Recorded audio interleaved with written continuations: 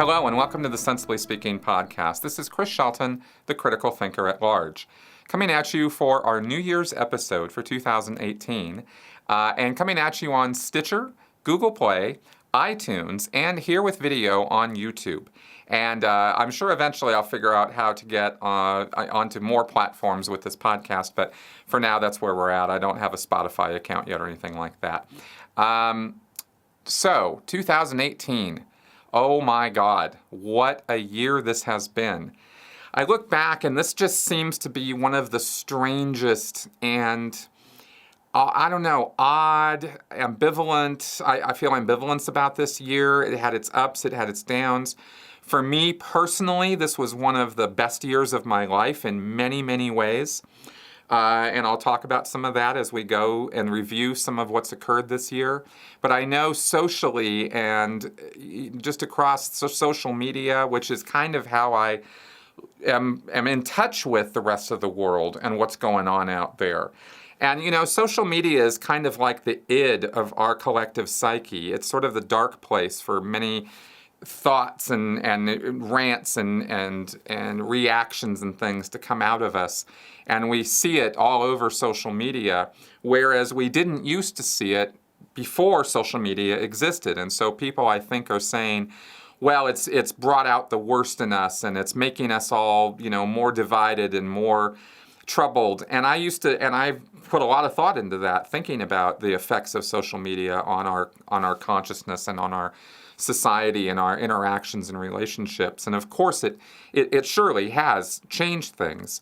But I also believe that a lot of what we see in tweets, on some Facebook posts, Instagram posts, etc., is simply a reflection of what we've always thought. We just never expressed it before, you know, because it would take work to go get a pamphlet or a book or a short story or get on TV or radio or somehow get your thoughts out there to where everybody could look at them.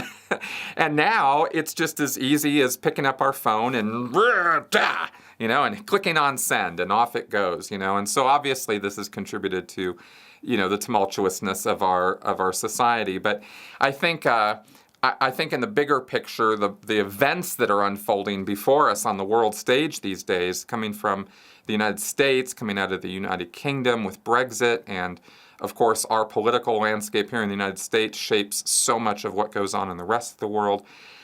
And it's been a wild ride this year. I did a fairly lengthy podcast during this year about what's going on with the Trump presidency. Almost everything I talked about in that podcast is coming to fruition in one way or another, as far as our president being in some pretty serious trouble with the law and with his party and with and the DC infrastructure and everything else. And I'm curious in a sort of grim and fascinated way at the same time about where we're going, what's going to unfold here, because a lot of what happens in our country is out of our hands. You know, we can vote and that's about it, you know. And so anyway, I guess we're going to kind of see where things go, but this year has not been a pile of wonderful news for a lot of people. And so I think a lot of people are looking back at this year and kind of thinking, God, I don't really know what to say about what the hell just happened, but I really hope that whatever's coming in our future is a lot better than what we just experienced. So that's where I think, those are some of my sort of well-crafted thoughts and ideas about how do I sum up this year. It was very, very difficult to do.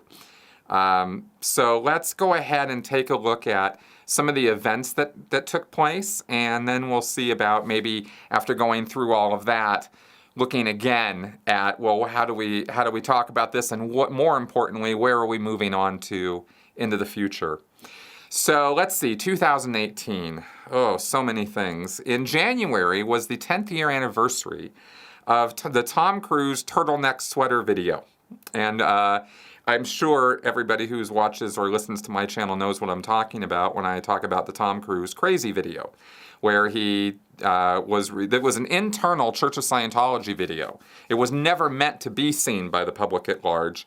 And getting it out on the internet was one of the biggest coups, I guess you could say, against Scientology, and brought a tremendous amount of negative attention and publicity to Tom Cruise and the Church of Scientology. And what the hell are these guys in there saying and doing? Because Tom Cruise is saying stuff that just doesn't make any damn sense to anybody, right? And people sort of got their first look inside, this this video and what it was all about.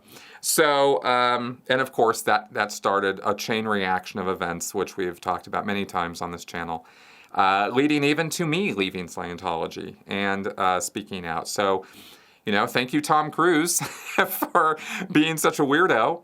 And thank you to Mark Bunker and those out there who got that video out online, and Anonymous for mirroring it and popularizing it, and basically giving it a nice Streisand effect, so that the whole world can come to find out what I and others have known for quite a while, that Scientology is a destructive cult and an abusive organization that is really just centered around making money, and it doesn't really care how much pain and suffering it causes in the process. So that happened.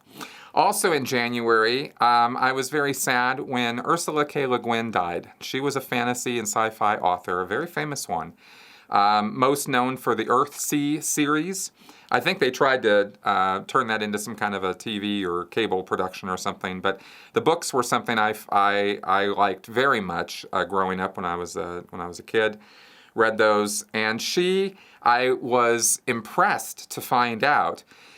Ursula K. Le Guin was someone who had a very strong moral center and was not afraid to speak out when she saw things that she didn't like, or things going on that she didn't think were fair or justified. And this goes all the way back to the beginning. I mean, she's been around a long time. So like 1975, she refused a Nebula Award on the grounds that the Science Fiction Writers Association of America that was presenting this award had, that said in the award itself that it talks about tolerance. And then she says, so I'm supposed to get this award about tolerance when you guys are demonstrating complete intolerance towards a fellow writer of hers that I believe was Russian at the time. It's a whole story to it, and you can check that out. But it was definitely indicated that she was somebody who thought about things and didn't compromise with her principles about them. And in fact, she said, even later at another awards, around another award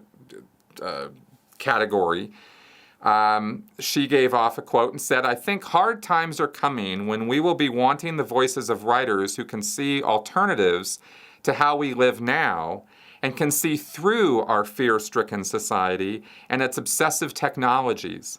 We will need writers who can remember freedom, poets, visionaries, the realists of a larger reality." She said that in 2014, and of course, her words could not be more true then than they are now. She was an impressive woman and a real loss to the science fiction and fantasy world and the world at large that when she died. Now in February, David Mayo died. And this was, man, there's a lot I could say about David Mayo. Let me say a little bit instead. But let me say this. David Mayo was the senior technical person in all of Scientology right under L. Ron Hubbard until David Miscavige got on the lines and started trash talking him to Hubbard. Hubbard himself, being of not stable mind or body, also was easy to turn on his chief lieutenant, really, technically. I mean, this was the man that L. Ron Hubbard was going to turn over the administration of Scientology materials and processes and techniques, all of that. He was going to turn it over to David Mayo. David Mayo audited L. Ron Hubbard in the 70s and arguably maybe even saved his life or got him over, some negative consequences and whatnot from a couple of stroke or two that he had had. So David Mayo was a very, very important figure in Scientology. He was known as the last post that he held was the Senior Case Supervisor International. And when he left Scientology, actually when he got kicked out, Hubbard wrote this very long issue called The Story of a Squirrel, and had some very choice words about David Mayo, which were wholly undeserved, by the way. David Mayo was nothing but loyal and constant to L. Ron Hubbard and his vision. But when he left, he and his wife, Julie, they went to Santa Barbara. And actually, I think this all went down about a year or so before I arrived in Santa Barbara in 1985 to start doing services as a young 15, naive, oh, what's this all about? And David Mayo was right down the road with the Advanced Ability Center that he had set up in order to continue delivering, real Scientology services to people without all the high prices and authoritarian framework. And of course, the Church of Scientology destroyed him and the Advanced Ability Center for trying to do such a thing. And if we believe John Atack, David Mayo was responsible for the exodus of thousands of Scientologists coming out of under the wing of the official church and going with him, going off and becoming independent Scientologists or squirrels or free zoners or whatever you want to call them. So he was a very, very significant figure in Scientology's history, and he disappeared after the lawsuits and after they had fair gamed him into complete oblivion in the late 80s. He disappeared and kind of went off and formed his own methods and therapy of therapy or spiritual enlightenment, and he did that for many years, and I don't really know what happened to him after that. Some people were in touch with him. I never was. Which is, kind of a bummer. I wish I had known he was reachable. I thought he was totally parked out there and was never going to talk to anybody again, because I think I could have learned quite a bit from the man. But this year, in February, he passed on, and so closes a chapter in Scientology's history, because he was, like I said, he was a notable figure.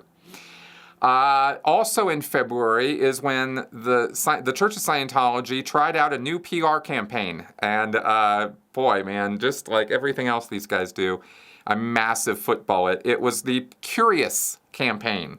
This was launched at the Super Bowl with a new commercial about, are you curious or Scientology? You want to know what Scientology is? Curious about it? And of course, this backfired in spectacular ways because people said, oh yeah, we're curious about all kinds of things with Scientology. Like, I'm curious about where's Shelley. I'm curious about what you're doing with all that money. I'm curious about when David Miscavige is going to go to jail. That's what I'm curious about. You want to tell me about that, Scientology? So that didn't go over so well.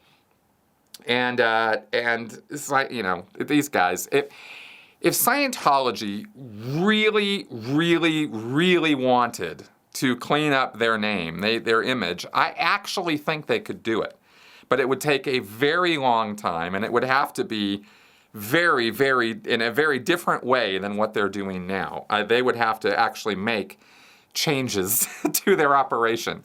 And, of course, they're not about to do that, so they're never going to, until they're willing to make those changes, they're never going to get over their negative PR. And that's completely justified because they're a destructive cult. And so they can try to spin it and shine it and polish it up and make it look glittery and glamorous and technological and sophisticated. But, at the end of the day, Scientology is simply a money-making scam.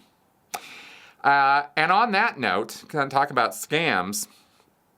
One of the key ways that Scientology gets away with the things that it does is because over the years it has spent a tremendous amount of money and invested thousands and thousands of Sea Org hours working on what's called PR area control.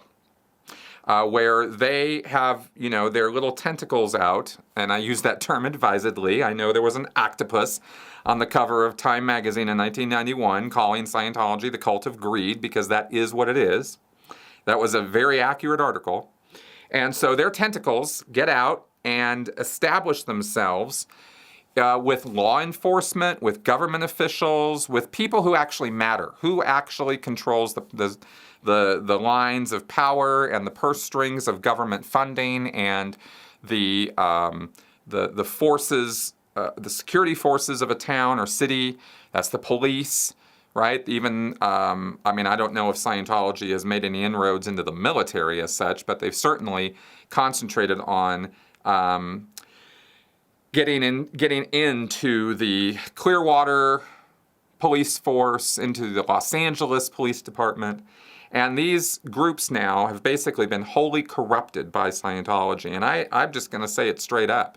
Corrupted. They are completely compromised by Scientology. The police forces of Clearwater and Los Angeles are wholly and completely ineffectual, and they will never, ever, ever deliver any amount of justice for victims of Scientology. If you just, I mean, it's almost like don't even bother going to them, especially in Los Angeles in the Hollywood division.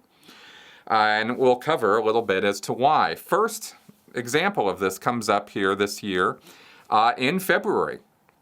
As reported on Tony Ortega's Underground Bunker, the Special Circumstances Committee of the Los Angeles District Attorney's Office approved the filing of charges against Scientology celebrity Danny Masterson for 4 cases, 4 cases of him allegedly sexually assaulting or raping women he had encountered. And I believe all of them, if not most of them, were Scientologists.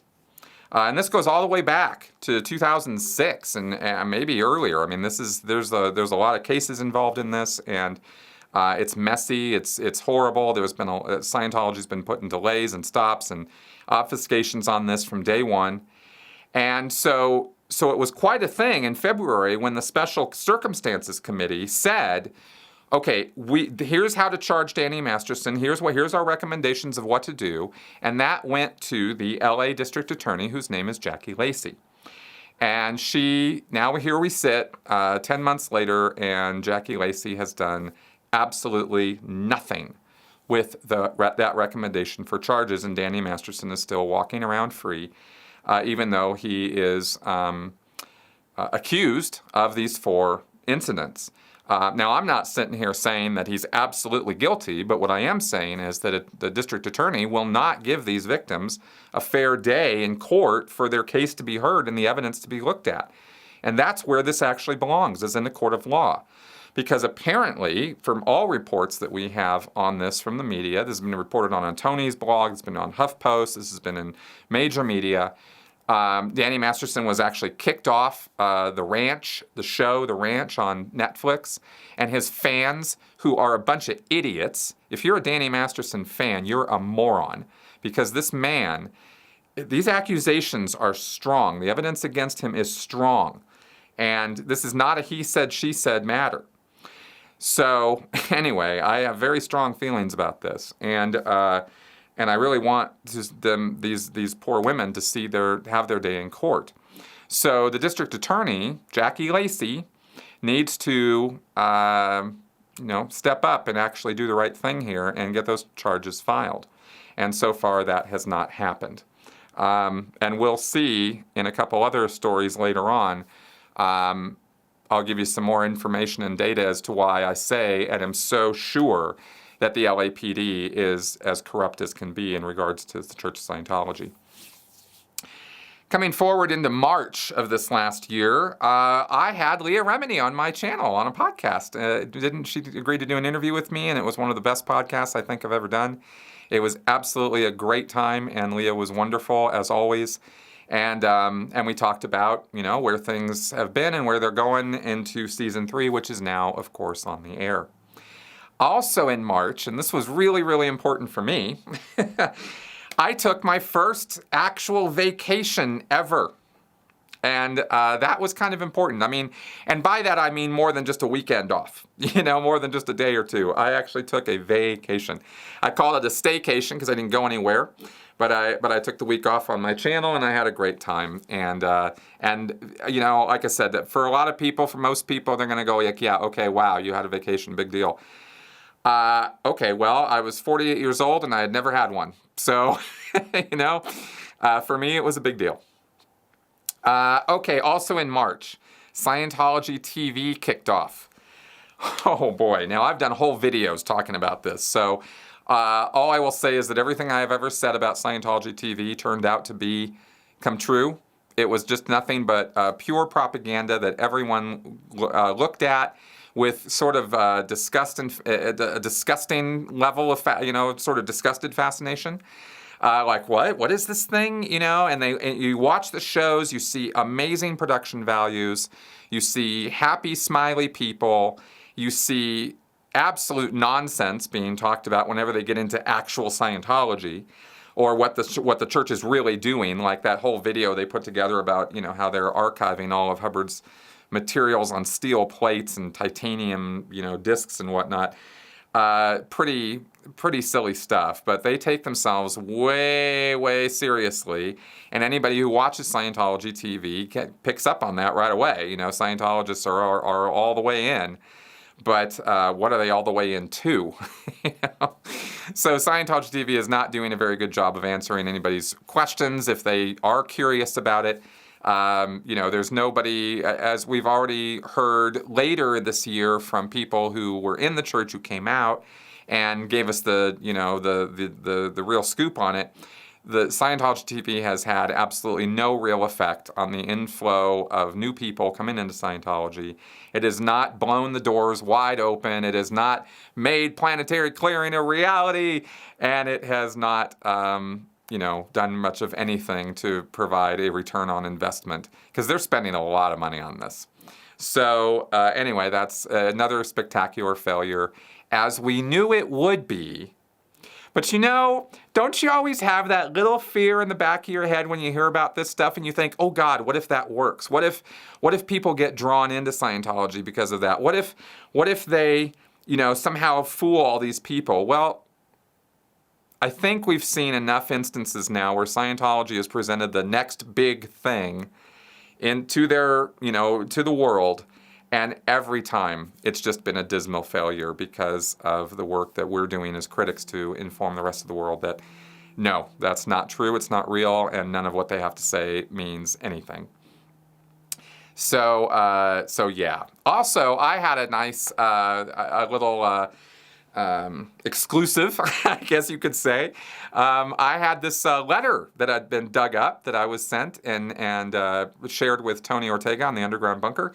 And then we did a podcast with Jeff Wassell and John P. Capitalist about a letter that L. Ron Hubbard had written to Ronald Reagan in the 1980s.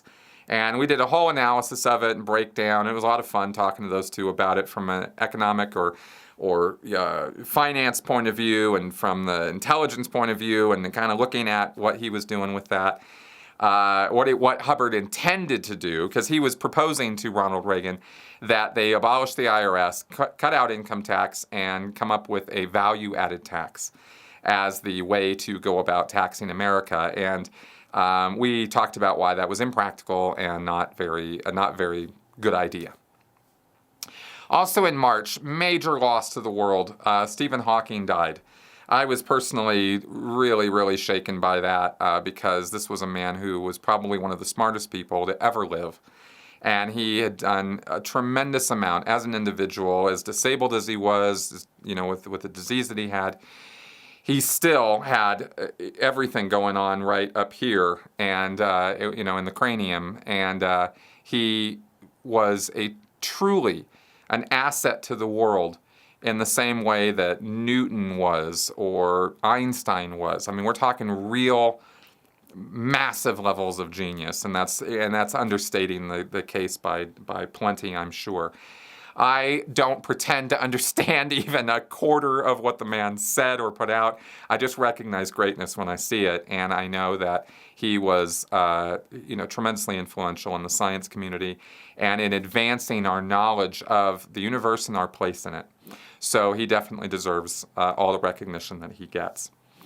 Now, in April, we were reminded about Scientology's legal apparatus being scary enough that it actually cows state regulatory offices even when people die. And this had to do with the Narconon facility in Oklahoma where 3 people died.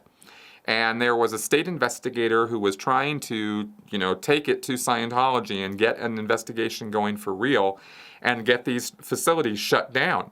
And the state of Oklahoma decided in their infinite wisdom that they were not up to dealing with the Church of Scientology and did not want to go forward with any investigations or even come close to moving forward with any kind of criminal case against Scientology. So Scientology still has free and clear to use its absolutely nonsensical and actually fatal pseudoscience, its purification rundown and its drug detox programs and its all the other nonsense and falderall that is what they call the Narconon program. Drug rehab methods really pretty much suck all around. There are not any good programs out there that are based on, what I mean by this is that are based on solid, reputable, totally above the boards, totally confirmed and peer-reviewed science.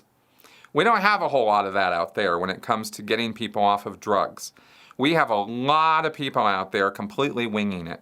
And that's why the success rates at these treatment programs where they have people ride horses or read books or sit in a sauna or get yelled and screamed at or whatever method you want to use or find God and do a 12-step program, all of these programs are kind of a dice toss as to what's going to happen with you by percentages.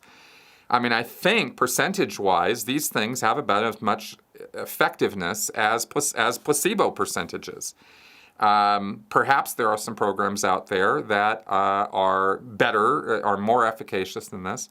Scientology is at the bottom of this list because not only is it not constructive or helpful, but it's actually detrimental, and we already know without any question that Hubbard's theories and ideas about detoxing a body are complete nonsense. We literally know that the things he says about LSD, alcohol, drugs stored in fat tissue, it's all wrong. We know it's wrong. So it's beyond me how any Narconon facility is ever licensed in the first place. But the reason why they can get licensed in the first place is because the entire field is rife with corruption and nonsense and pseudoscience. And that's really the state of drug rehab on planet Earth as of 2018. We need to be doing better with this. But Scientology is the worst of this crew because they have had people die at their facilities. We know that there is criminality, drug abuse, drug use at these facilities. And state regulatory agencies like the one in Oklahoma do nothing because Scientology's billions of dollars in legal funding and backing are imposing. They scare these state regulatory agencies who don't have budgets to deal with something like Scientology, and so they don't take it on. I don't mean to say or imply that the people who run these agencies are evil or are filled with malice towards the public at large. They are ineffective. They are ineffectual. They are cowards. That's the problem with them, and not that they're evil. And their budgets are a joke.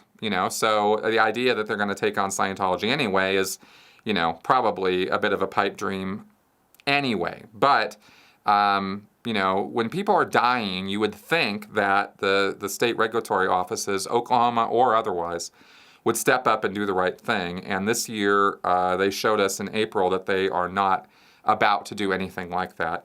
And that basically gives Scientology a free pass to continue doing exactly what it has been doing and will continue to do. Bilk people out of tens of thousands of dollars for a program that is not doing anything for them physically, mentally, emotionally, spiritually, except giving them a great big placebo and crossing their fingers that it works. That's Narconon in a nutshell. And unfortunately, that's a lot of drug rehab in a nutshell. And I am more than happy to have you guys comment and tell me about programs that do work and are effective, because I'd be curious about and interested in seeing those. So go ahead and link away to anything you think might have more than a placebo percentage of effectiveness out there, because that's what I'm interested in. Also in April, oh man, we had a couple of pretty significant people passing on in April of this year. This was the month Anthony Bourdain committed suicide.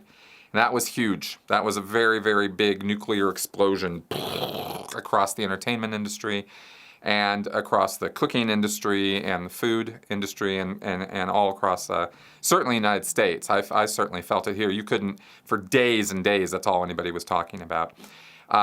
Very influential man, very good man, and really did his best to not just try to go around the world cooking things, but actually educate the world about the world that we live in. And that was really well done on his part, and it's a shame. It's a real significant loss to the world, and Anthony Bourdain is now no longer in it. Also, Milos Forman. He was an Academy Award-winning director. One Flew Over the Cuckoo's Nest, Amadeus,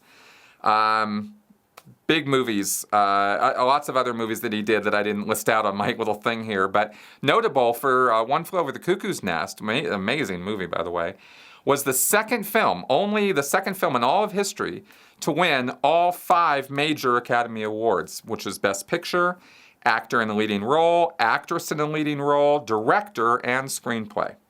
And that was not repeated again until 1991 with Silence of the Lambs. And also, maybe many of you out there don't know who this is or know much about him, but a man named Harry Anderson also died in April. He was a magician and comedian, if you remember the old TV show Night Court. I grew up admiring Harry Anderson on Saturday Night Live for some of the magic and tricks that he did. He always made me laugh. I always liked watching him. He was just this goofy, obnoxious, very, very funny sort of con man, magician kind of guy. And anyway, I was bummed when he died. Now we come up to May, and oh boy, May was a big deal for me, because May was the month this last year that I got married to the love of my life, Melissa Huff. She is now my wife. And major, major deal for me, and all of you guys, of course, gave us nothing but amazing well wishes. I, of course, asked her to marry me right here on my channel. So that came to fruition, and we've been doing great with that. Also in May, though, and this is the next little entry in the LAPD, LADA office corruption case that I am making here on my podcast this week. Mike Rinder's daughter, Taryn Touche, started engaging in a social media war around this time against her father, Mike Rinder, accusing him of assault, and she was actually seen smiling side by side in a photo with LA District Attorney Jackie Lacey. And if anybody thinks that that is a coincidence, only 2 and a half months after the special counsel had said, hey, let's file charges on Danny Masterson, suddenly Taryn Touche is all up and friendly in Jackie Lacey's business and taking photo ops with her, that is not any kind of coincidence at all. It is exactly standard operating procedure for Scientology, and it falls under the safe pointing or the PR area control that I was talking about earlier.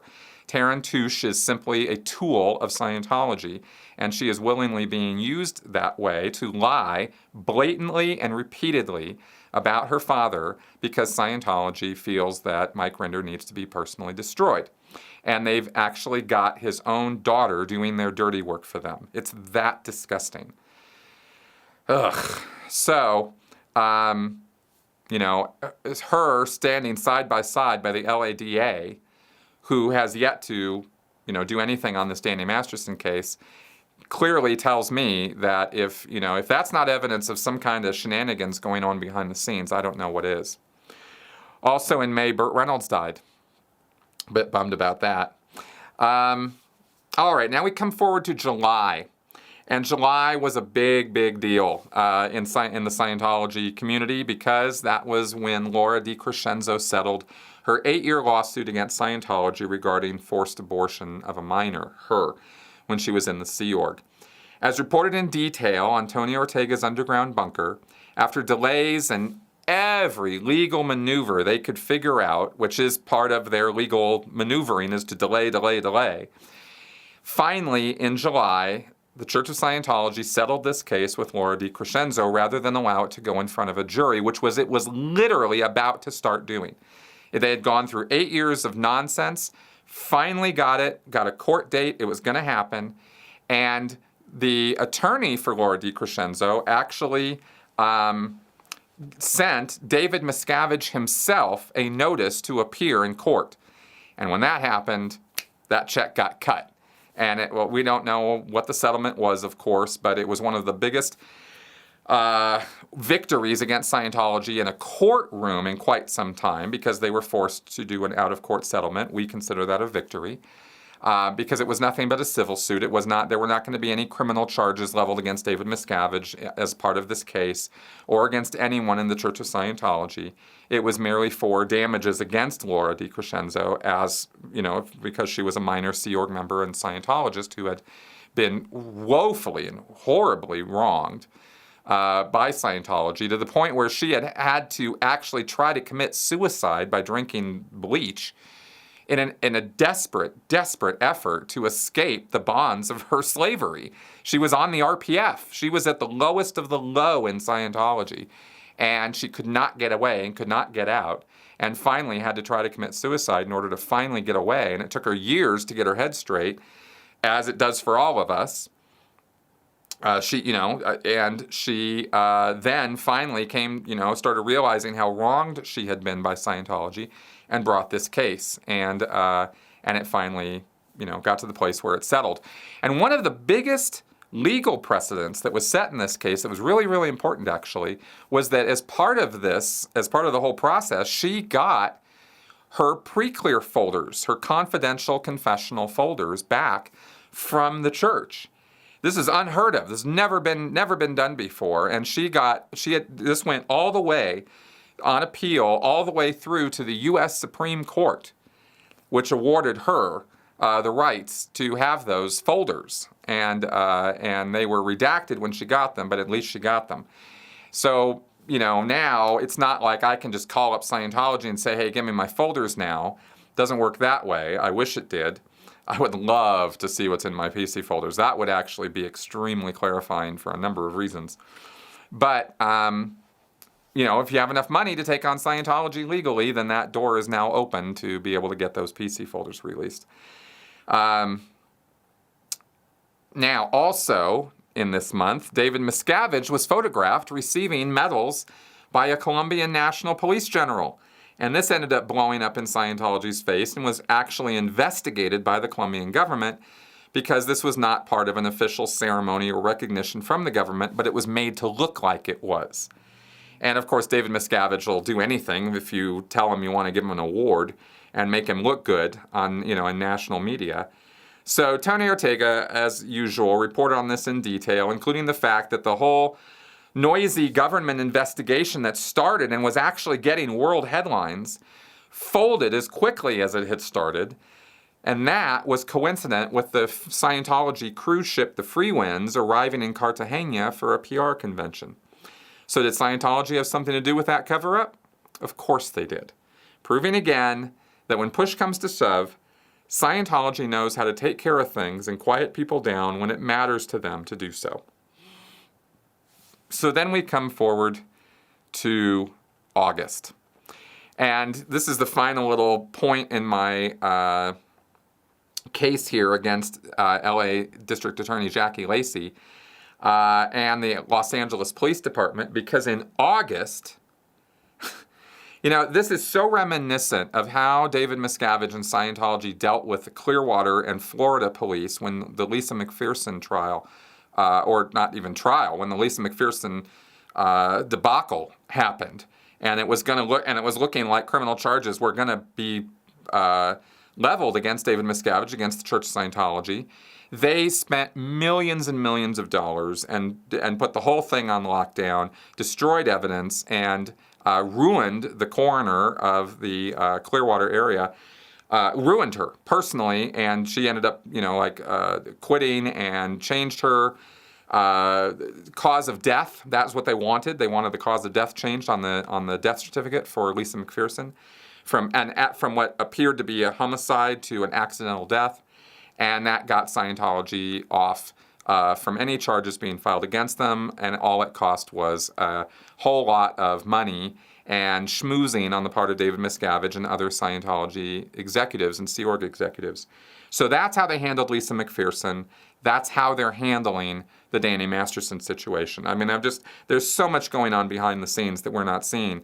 But in August, what we did see was in the LAPD Hollywood Police Station, a Scientology audiovisual kiosk that played Scientology videos to everybody in the police station.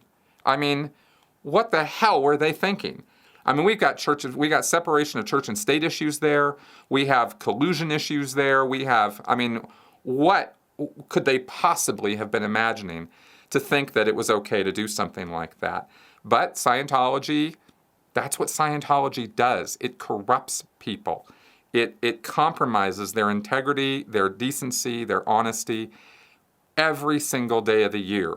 That is what the Church of Scientology does. And they have been paying off the police in Hollywood for decades.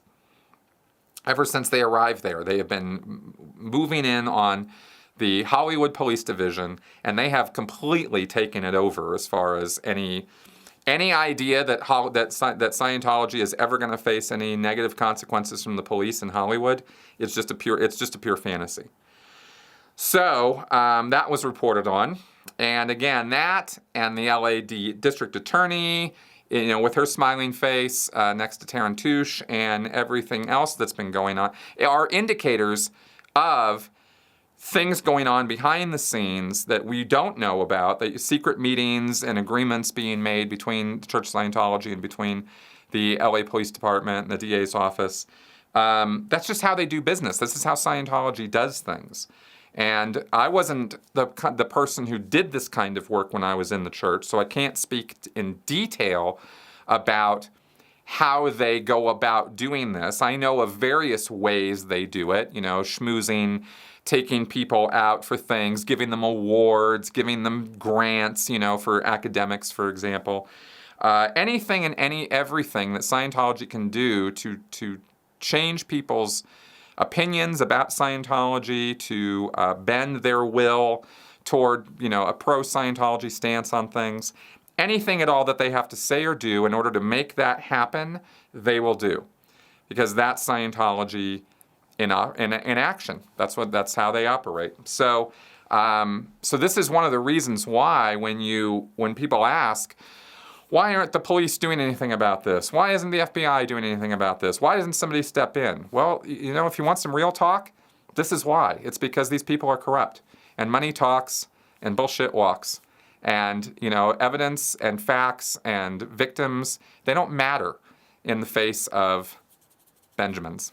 And that's how this works. And so that is why we are not seeing justice for Danny Masterson's victims. And that's, in fact, why the church can even get away with stalking and harassing those victims. And again, the LADA's office does nothing. And the police do nothing. Which is why the only people who can really be counted on to do anything about Scientology are us. And I don't mean us critics. I mean you and me. All us. Us regular folk. Right? And the most effective thing and the best thing and factually, the only thing that we can do is spread the word and make sure people know that they should be staying as far away from Scientology as possible for any and every reason. There is no good reason to be giving Scientology any money, any time, any attention whatsoever, except to say, stay the hell away from it. It's a viper's nest. All right, so moving on. August also saw the death of Stan Lee. one of my heroes and the creator of so many of my heroes. He was Marvel comic legend. He created Spider-Man and, oh my God, the Incredible Hulk, the Fantastic Four. I mean, all of the Marvel legends that we know about, you know, big time, like the big names. You know, Stan Lee had something to do with. Stan Lee is a figure that I will probably miss for the rest of my life in one way or another. And it's going to be a bummer to see future Marvel movies without him in them. He was always the star as far as I was concerned. Okay, now coming into November, Scientology in the Aftermath debuted this last month. Season 3 came out, and it was a powerful 2-hour episode. And it wasn't about Scientology, it was about the Jehovah's Witnesses. And I just have to remark, I did not say anything about this before when I did a sort of video review and talk about this episode, but isn't it interesting how one of the first groups I reached out to and started talking about on my channel after Scientology was the Jehovah's Witnesses, when I collaborated with Lloyd Evans. Who is an activist, an anti-JW activist in the same way I am an anti-Scientology activist on YouTube.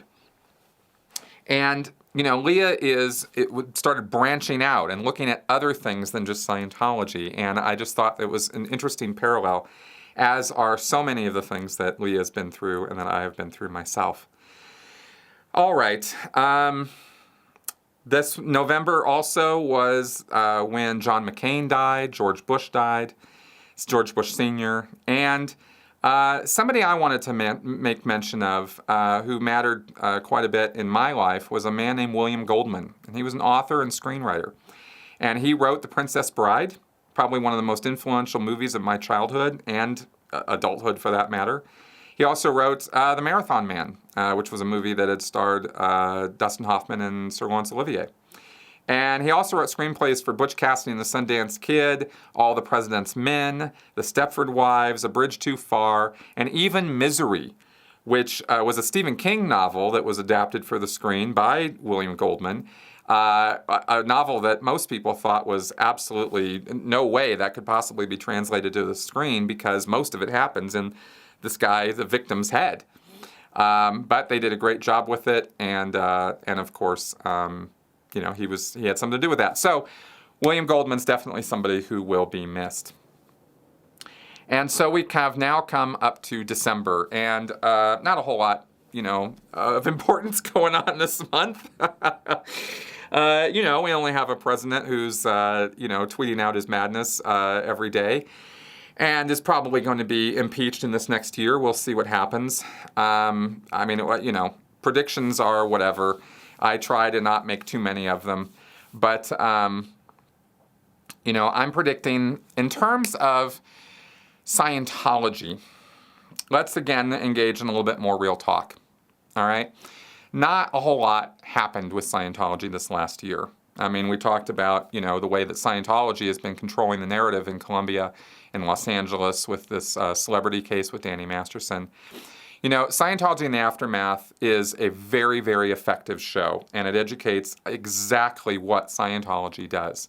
And yet, they are still given a free pass to operate in the United States of America because of our First Amendment and the weaknesses of our First Amendment. And our First Amendment is very, very weak when it comes to human rights, which is why you see me talk about these things on my channel. You know, people think that I talk about these random things like human rights and Second Amendment and free speech and these kind of things just because, I don't know, it has nothing to do with anything. But all the things that I talk about on my channel are somehow related to Scientology. That's how I get involved in looking into them in the first place. And I have to say that in wrapping this up, it really bothers me as a content creator and person who spends hours and hours putting together research and writing and working on these videos when I see people say to me that I need to stay in my lane, that I need to only talk about Scientology and nothing else because I'm not an expert on anything else, and so why do I bother opening my mouth? And I, you know, have a fairly negative reaction to that for a number of reasons.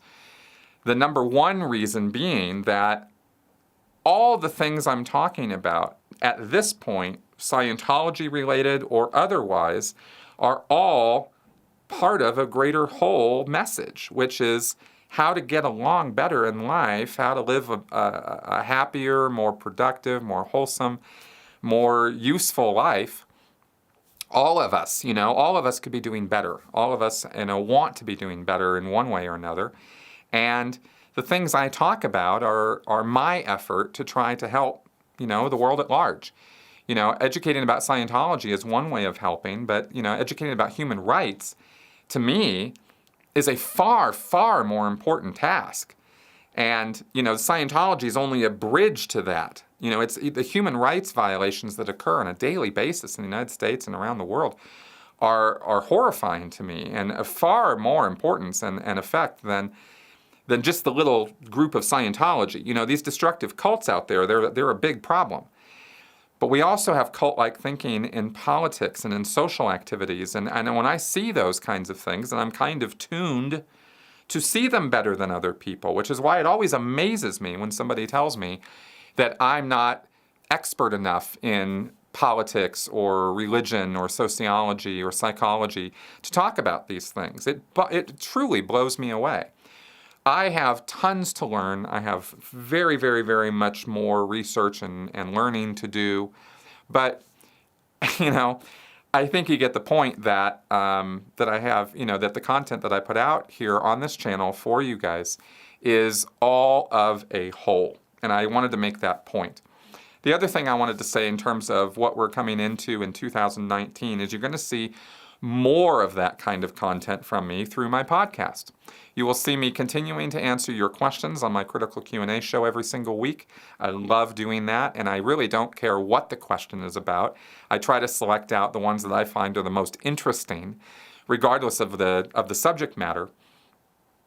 And I wanted to say that 2019 for me is reorienting myself and reestablishing for me that my channel is really about my journey out of Scientology, acclimating into the big wide world, and learning about all the things that the world has to offer and all the pitfalls that I think we might want to avoid out there. And my advice or views on how to go about that. I'm one voice in millions, a cacophony of voices out there on YouTube. And I really am so thankful for those of you out there who have been so supportive and helpful to me and helped me actually directly in my recovery, as I've talked about in earlier videos recently. So you're going to see more of that kind of content on my channel as I am not... I've said before, and maybe this is a wrong way of wording it, that as I move away from Scientology, I'm moving into broader or more expansive topics. But I really wanted to clarify that I don't feel like I'm moving away from Scientology. I feel like I'm expanding on the subject matter of Scientology by trying to broaden it out to other topics that are far more relevant to everyone in the world.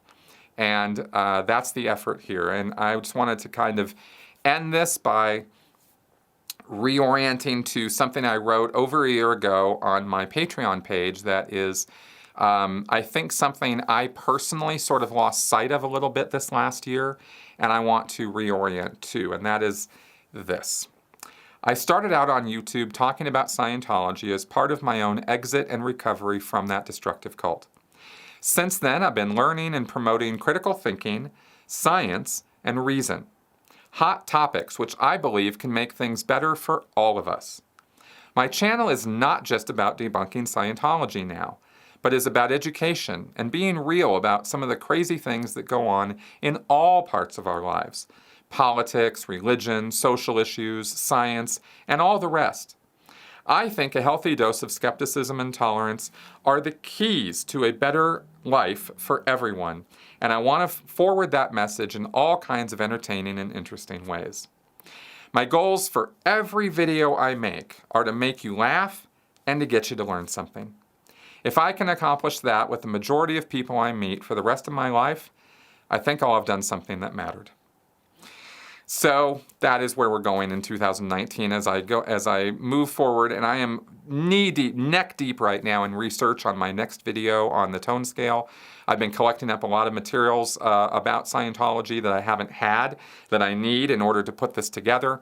You'll see this basics series roll out. You will see some other content, and you will also see, by the way, more merch, more merchandise. The shirts that I wear, I've become rather famous for. I've put that out there on purpose with all these goofy T-shirts and things that I wear. And I've even made a place on Spreadshirt where you can buy these. And for the rest of this new year, every shirt you see me wearing on my podcast or on my channel that is not just a plain or collared shirt, if you see me wearing a shirt like this, it's one you will be able to order through my Spreadshirt link, which is below in the comment section, in the notes section of this video, and is linked up in the corner with the little circle with the eye. You will find a Spreadshirt link to see the designs I have produced, and you'll be seeing those throughout the year. So it might be another way that you can throw some support my way and get something back in return. That was the original idea with that.